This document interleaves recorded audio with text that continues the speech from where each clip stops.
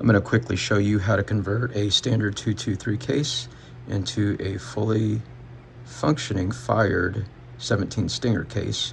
The one in the middle has been formed but not fired yet. I need to note at the start that I destroyed almost 70 cases trying to figure out this process. I contacted Bruce, who gave me some pointers.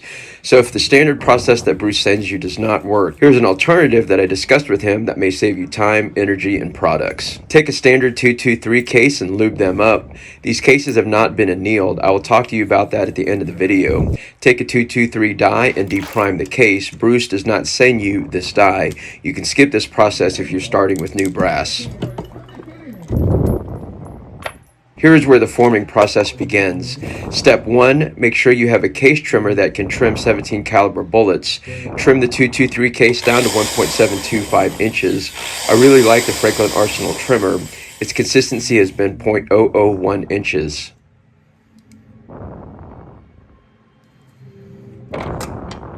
Step 2, you're removing a lot of brass, so do a good job chamfering and deburring, removing all excess brass.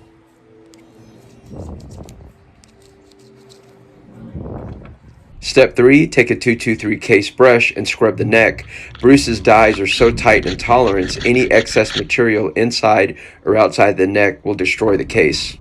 Step 4, install the 20 goose die that's sent to you by Bruce. Bump the shoulder down to 1.425 inches. I like to run these cases 2 times. You will need a Hornady A330 case gauge to measure the shoulder. This is a firm bump, so don't be afraid to muscle it. In my last video, I showed you how to set all the dies sent to you by Bruce, so watch the last video if you're not sure how to do this. The overall length of the case will now measure at 1.695 inches. Step 5, install the 20 Viper die. Go back to my last video if you're not sure how to set the depth. Run the case. You will not be able to eyeball the difference, but you are reducing the internal neck diameter to 0.195 inches. It'll also bump the shoulder down 0.005 inches to 1.420 inches.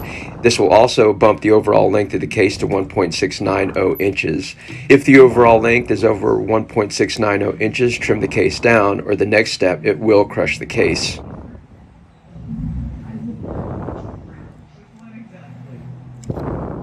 You will see a slight bell at the shoulder due to the reduction of the case size, but as long as the case chambers, you'll be fine. Step 6, install the 17 Stinger die. I've removed the depriming rod and the depriming pin for this process. Again, refer to my last video if you're not sure how to set the depth of this die. It was constantly at this step where I was consistently crushing the neck and shoulder of the case.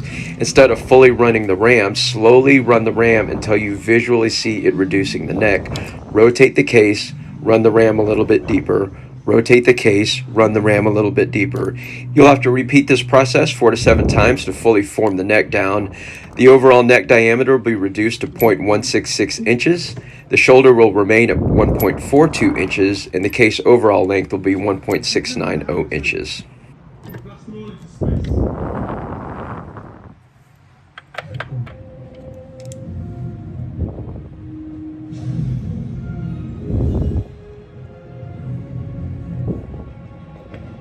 Step 7, anneal the case. I found 4 to 4.5 seconds to be perfect annealing time for these small cases.